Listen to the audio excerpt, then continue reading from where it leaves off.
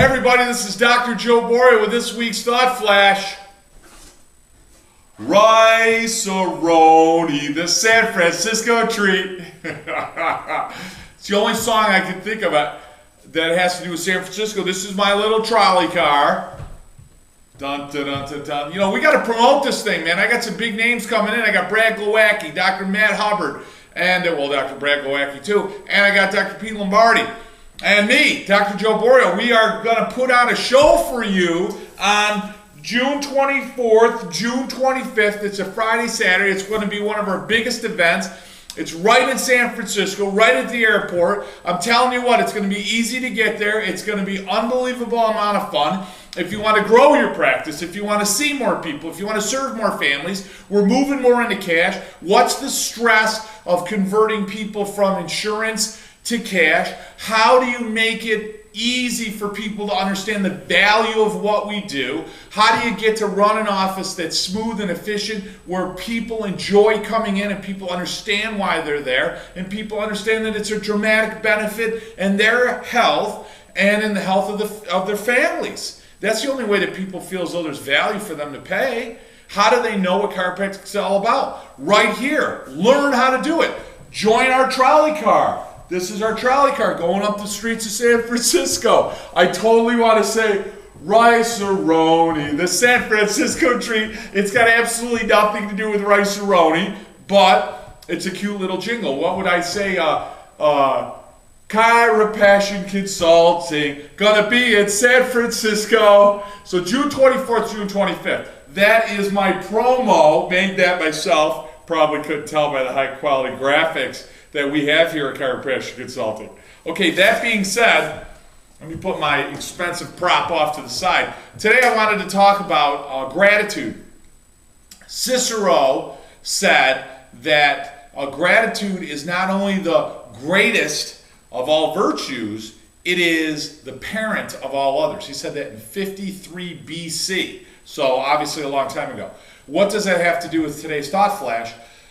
We really want to be in a state of gratitude. I shared a story today at one of our webinars with our clients, but it was actually about a member of our practice I've been seeing 20 years. She was having such a horrible day, and not only through knowing her over 20 years, but also by being in a state of gratitude and certainly being older and understanding it's not about me, it's about them, and putting them ahead of yourself. She was having a really bad day. She had to wait a little while because we had another crisis with another individual who had some other health challenges, and so she had to wait a little longer than normal, and she really flipped out. She was belligerent to say the very least, and she's in 20 years I've never had a moment with her that was even uncomfortable. So she was very belligerent to me. She was belligerent to my staff. She was an elderly lady, and she just lost it. And I don't even say elderly lady. She's an elderly member of our practice, and one that's in her late 80s and who's done very well by maintaining her health and nervous system and staying healthy and functional. She still works. I mean, if you can believe that. She's 87, I believe, 88. So I share that with you because what I do before I start my day, before I go out and serve people, is I get myself in a state of gratitude. Sometimes it only takes me a moment. I think about somebody. I have a few people that have meant a lot to me in the years I've been a chiropractor, somebody serving people with healthcare. And so I think about those people. And like I said, it immediately brings me into a state of, okay, I'm here for them. It's about gratitude. So I can turn off. Some days I need more than a few moments. Some days I need minutes or even longer, depending on what's happening. I have challenges with staff. I have challenges with other practice members. I have challenges in personal life as well. I mean, we all have that, So when you get yourself in a state of gratitude, what it does is it's the highest of all vibrations. It's the highest state of appreciation. It's the best place to be in all the time. I mean, if you could just sit back and go, this is like unbelievable, my life that someone bestowed upon me, whether you believe in the design, a great design, or what have you. Somebody gave you the body, somebody placed us on this beautiful earth, and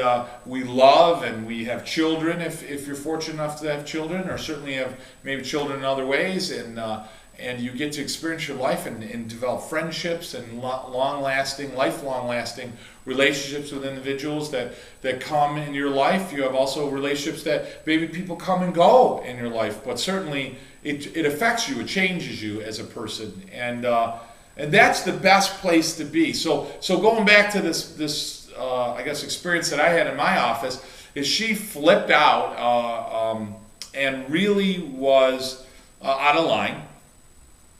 But again, it wasn't about us. Had I been younger, I would have got my ego in the way and made it about me.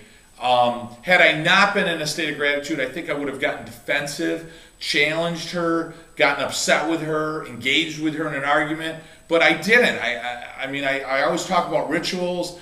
Pete Lombardi, one of our coaches, always talks about rituals. So, we always focus on getting yourself in a state. So because right before my lunch, or right after my lunch break, right before my afternoon shift, we actually, I talked to a couple of staff. I got myself in a state of gratitude. I went up. I had a couple of challenges, and then I had to deal with that challenge and that experience. And she left, and in a huff. She was very rude to my staff as well. So it affected me. It certainly hurt inside because I'd been seeing her for so long. I don't want to end a relationship badly with anyone, especially a relationship with a member of our practice for 20 years. I see her whole family, and so she left. So I literally left that adjusting area. I went into another room for 5 minutes because I had to get myself in a good state, because I had probably 40 other people there that were waiting to be adjusted. So I had to be at my best when I went to room 2, and I wouldn't have been had I just gone there. I needed to get myself away, and I carry a little card with me. I read that. I got needed to calm down for a minute. I looked at a couple x-rays. I looked at a few things, and then I went back out and I started adjusting. Most of the people there were just, "Hey, doc, you're worth waiting for. I'm so sorry you had experienced that. My God, I love if I got to lay here for 10 minutes or so just to relax and decompress." And the amount of time she waited was probably no more than 15 minutes by any means. It was probably a little less than 15 minutes. But in any case, went through and I wrote her a beautiful letter, a card, telling her how much that I cared about her and how much it was an honor for me to be her doctor for all these years, to be her chiropractor. And I hadn't sent it yet. I was going to wait. I wanted to wait a week till I was in the purest state to send it to her. I don't mean to make myself sound like a monk or some saint, because I'm far from it. But that's where I wanted to be. I wanted my intentions to be good when I sent her that. Well, who comes walking in Monday, yesterday, and she comes walking in. I'm actually in adjusting room 2. It's 10 minutes after 3, and I'm right in the middle of an adjustment. And Betty comes walking in and just grabs me and puts her arms around me and starts to cry, and I started to cry. And she said, "I love you. I am so sorry. I had just the worst day that I can remember in so many years." And she had lost a friend, and she herself had some health problems. She had gotten in an argument with one of her family members, and it was a horrible day for her. So for her to wait there was, I think, torture for her, because she had to be alone with her own thoughts, her own self, and she didn't like her thoughts and what she was feeling, and I think that just made her more and more angry, and as a result she lashed out, obviously. So I gave her a hug and a kiss. I told her I loved her too, and I just was so sad to have our relationship end at that point. And she said, "I want to come back. Can I be here? I want you to be my doctor for the rest of my life, and I want to die. I want to die knowing that I've been under care here in your office." And it was unbelievable. I probably had, not as busy at that moment, but I probably had 20, 25 people there, and I started to tear up, and she started to tear up, and a couple other people started to tear up, and probably 10 to 15 of the people that were sitting there were there the following Monday when she was there. And I just want to share with you guys, because I'm a coach for chiropractic, and I'm somebody that still practices, and I still have these experiences. And I know some of you guys email me, and I get emails from Australia and England and New Zealand and California, Oregon, Seattle, Texas, Canada, all over. And now I'm getting some people from Costa Rica and Peru, so it's really exciting to have that. But I want you guys to know that I'm still in the trenches with you, and I still get stomped on sometimes, and my heart still gets broken some days in practice, and that was one of those days. And after she came in and gave me a hug and a kiss, and we we had that moment, and I adjusted her, and it was great to have her in my arms again and adjust her, because I didn't think I was going to do that with her again, and I was so sad that she was going to leave chiropractic, you know, at 80-something years old, and I was worried about her health and her future.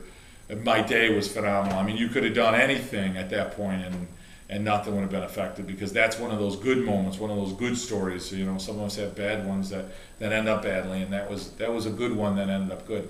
And the reason it ended up good, and the reason it went as well as it did, and I'm not saying it's easy, and I'm not saying I haven't faltered in the past and I may falter in the future, but I have to tell you that if you're in a state of gratitude, if you do that ritual before your morning, and you do that ritual or whatever you have that gets you in that proper state in the afternoon, you will handle those issues. They become less significant, because your presence is significant as it is in the whole grand scheme of things. It's not as significant. Your only view, your perception is from your vantage point, your viewpoint. So from here it looks really important, right? But if you had a lens that could look at everything inward, a lens out in outer space, or a wide-angle lens from somewhere else, you're only this much of that landscape. So it doesn't mean you're not part of the landscape. It doesn't mean you're not important. It doesn't mean you can't have an influence in it. But it's a different way to look at the perspective. When you look at it that way, you realize, you know what? There's a lot of other important things, other important people, other important events that are in that landscape. Boy, and if you could step back and be in gratitude all the time. Remember, it's the greatest of all virtues, in the words of Cicero, and it's the parent of all others. You will be in a better state to serve people, and you'll have a much better day. I'll tell you, I had a great day because I was in that state. And I want you guys to have those same experiences as well. And I love being your coach on the Thought Flashes, and I hope that you decide to join us, Chiropassion Consulting, with our success events, because they will change your life. And I want you to be part of our mission, which is to grow really successful, and I say that not from a financial standpoint, but in every way, a successful practice.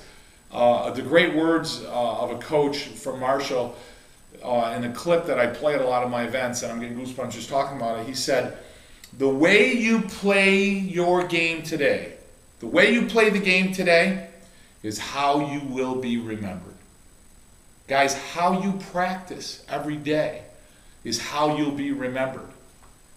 And if you practice in a state of gratitude, in a state of service, in a state of putting people ahead of yourself, my dad always said, you know, at least put the interests of people equal, if not greater than yourselves, and you'll always come out on top. That's great advice, so I'm going to share that with you, because I'm sure his father shared it with him. That being said, guys, may urinate flow from above down. I got one more thing to talk about, and that is our event in San Francisco, Chiropassion Consulting, the Success Seminar for you, June 24th, 25th. I want to see you there. I want to see your CAs there. I want to see everyone you know, everyone you can drag, any whiner, mopey person always said, I can't make it successful. I can't make it in practice. Everybody hates chiropractic. Everything's down in chiropractic. Let me tell you, that's not how most of my clients are feeling. That's certainly not how I feel. And there's nobody that's going to care more about your practice. There's nobody that's going to care more about chiropractic than yours truly, Dr. Joe Borio, with my helper, Dr. Pete Lombardi. Guys, love to see ya right there in my trolley car in San Francisco. Talk to you guys next week. Best advice, he said each